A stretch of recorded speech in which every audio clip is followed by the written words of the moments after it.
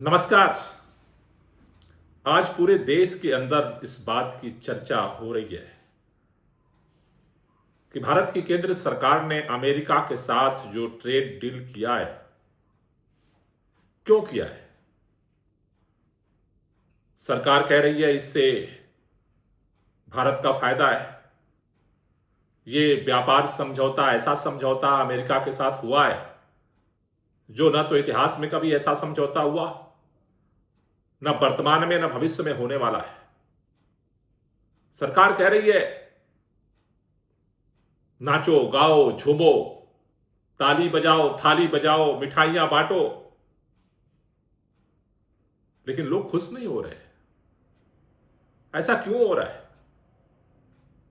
आज पूरे देश के अंदर, देश की राजधानी दिल्ली से लेकर के भारत के उत्तर दक्षिण पूरब पश्चिम में फैले हुए गांव गांव के चट्टी चौपालों पर लोगों के मन में सवाल है कि आखिर अचानक भारत सरकार ने अमेरिका के साथ यह समझौता क्यों किया। क्या इस व्यापार समझौते से भारत का फायदा होने वाला है या नुकसान होने वाला है? इस समझौते में अमेरिका का क्या फायदा है? अमेरिका इतना खुश क्यों है? यह भी सवाल लोगों के मन में है कि क्या यह समझौता बराबरी का समझौता है या फिर अमेरिका ने ऑर्डर दे करके, दबाव बना करके भारत के ऊपर इस व्यापार डील को थोप दिया है और हम मजबूरी में मिठाइयां बांट रहे हैं। यह भी सवाल है लोगों के मन में कि आखिर जब भारत के उत्पादों पर, भारत के सामानों पर अमेरिका 3% से बढ़ा करके 18% टैरिफ कर रहा है, तो ठीक उसी समय भारत में अमेरिका के जो सामान आएंगे उसका टैरिफ 0 करने का निर्णय सरकार क्यों ले रही है? यह भी सवाल है कि अगर सस्ते दाम में रूस से भारत को तेल मिल रहा है तो फिर महंगे दामों पर अमेरिका और वेनेजुएला से तेल लेने के लिए भारत की सरकार क्यों तैयार हो रही है? यह भी सवाल पैदा हो रहा है कि आखिर इस व्यापार समझौता में 45 लाख करोड़ अगले 5 साल में आयात करने के लिए निर्धारित कर दिए हैं, लेकिन अमेरिका कितने का आयात करेगा भारत से, इसका जिक्र क्यों नहीं हुआ है? इन सारे सवालों पर लोगों के मन में उलझन है। सवाल अनेकों हैं लेकिन जवाब नहीं मिल रहा है। पहली बार हो रहा है कि भारत जैसा देश जो इतनी बड़ी आबादी को लेकर के लोकतांत्रिक परंपराओं के साथ आगे बढ़ रहा है, जिसकी एक गौरवशाली संस्कृति है, सभ्यता है, इतिहास है, वो देश अमेरिका के साथ व्यापार समझौता करता है। और जब लोग पूछते हैं कि आखिर इस समझौते के बाद क्या रूस से जो सस्ते दामों पर तेल भारत खरीद रहा था वो आगे जारी रहेगा या बंद हो जाएगा, पत्रकार पूछते हैं वाणिज्य मंत्री से। वाणिज्य मंत्री कहते हैं हमें नहीं पता, विदेश मंत्रालय से पूछो। विदेश मंत्री से पत्रकार पूछते हैं, विदेश मंत्री कहते हैं हमें नहीं पता, इसका नेतृत्व वाणिज्य मंत्री कर रहे हैं, उनसे पूछो। आखिर हमारी सरकार के मंत्री एक सीधे से सवाल का जवाब क्यों नहीं दे पा रहे? जो ट्रेड डील का फ्रेमवर्क सार्वजनिक किया गया है उसमें साफ साफ तौर पर लिखा है, अमेरिका ने भारत को धमकी भरे लहजे में यह निर्देश दिया कि अगर भारत रसिया के साथ तेल खरीदने का सिलसिला अगर प्रत्यक्ष या अप्रत्यक्ष तौर पर जारी रखता है तो 25% दंडात्मक जो है टैरिफ लगाया जाएगा और इसकी निगरानी करेगा अमेरिका। कौन होता है अमेरिका भारत की निगरानी करने वाला? क्या भारत के लोग गुलाम हो चुके हैं?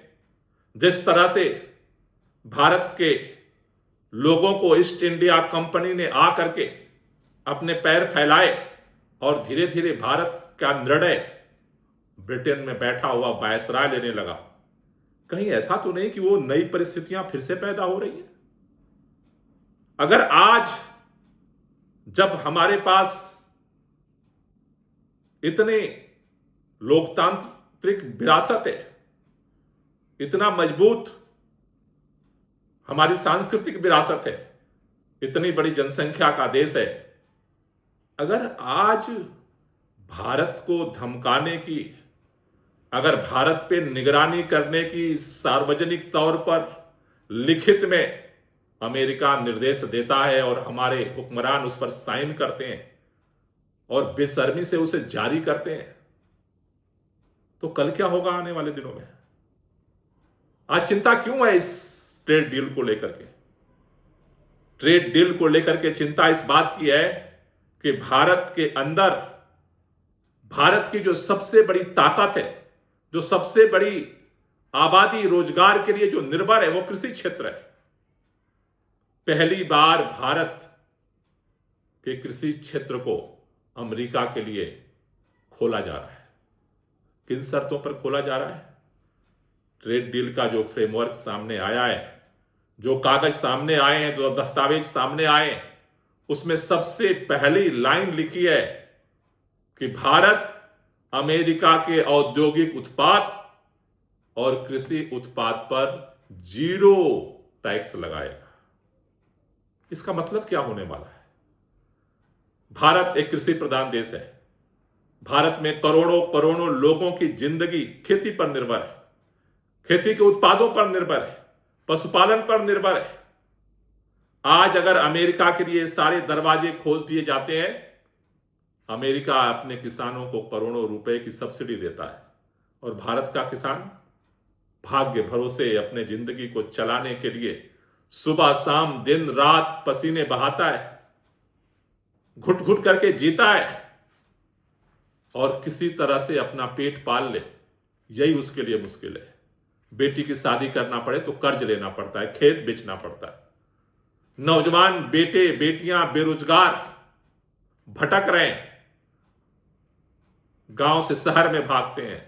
उन किसान के बच्चों को रोजगार नहीं है, या तो वो कॉन्ट्रैक्ट पर नौकरी कहीं कर रहे हैं और या फिर इस दर से उस दर को भटक रहे हैं। ऐसी स्थिति में खड़ा भारत के किसान के सामने सरकार की यह नैतिक जिम्मेदारी थी कि उसकी अगर अर्थव्यवस्था को मजबूत नहीं कर सकता, अगर उनके नौजवानों को, उनके बेटे बेटियों को रोजगार नहीं दे सकता, तो कम से कम उनको अमेरिका के कृषि उत्पादों का दरवाजा खोल करके उनको नेस्तनाबूद करने के लिए जो ये पाप किया है केंद्र सरकार ने, कम से कम ये तो नहीं करते हैं।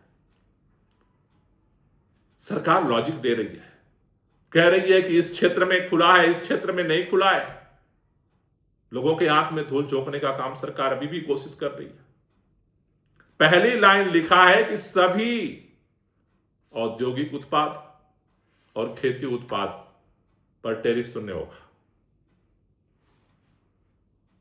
दूसरा जो लोगों के मन में सवाल है कि आखिर इस ट्रेड डील को क्यों कर रही है केंद्र की सरकार?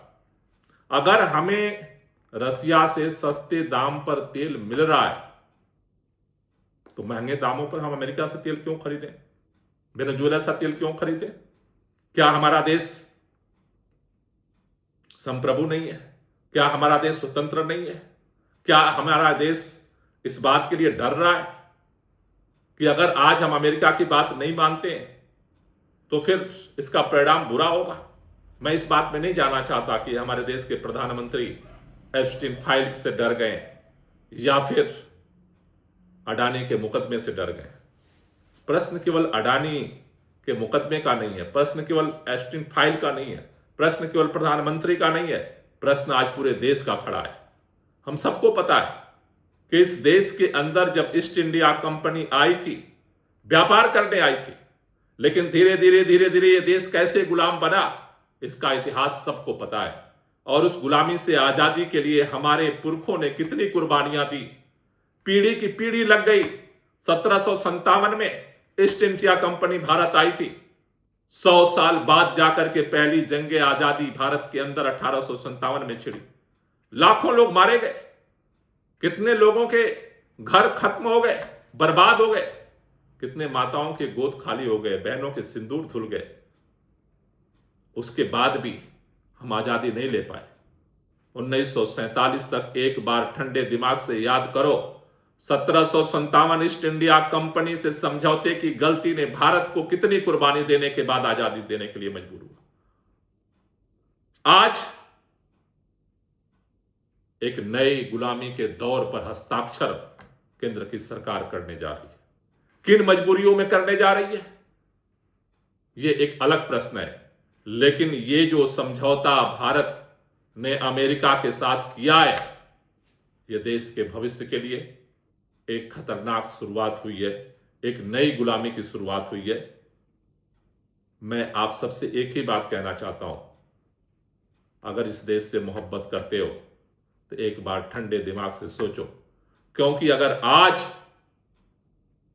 हम चूक गए, आज अगर हमने समझौता सरेंडर होकर के कर लिया, तो आगे वाली पीढ़ियां हमें माफ नहीं करेंगी। और इतिहास में ये क्षण एक सबसे बड़ी हमारी पीढ़ी की भूल होगी, जिसकी कीमत आने वाली पीढ़ियों को भुगतना पड़ेगा। इसलिए मैं सरकार से निवेदन करना चाहता हूं, भारतीय जनता पार्टी से निवेदन करना चाहता हूं, जो लोग भी इस देश से मोहब्बत करते हैं उनसे निवेदन करना चाहता हूं, एक बार अपनी अंतरात्मा से जरूर पूछो कि क्या हम अपने लिए पूरे देश को दांव पर लगा देंगे। जय हिंद।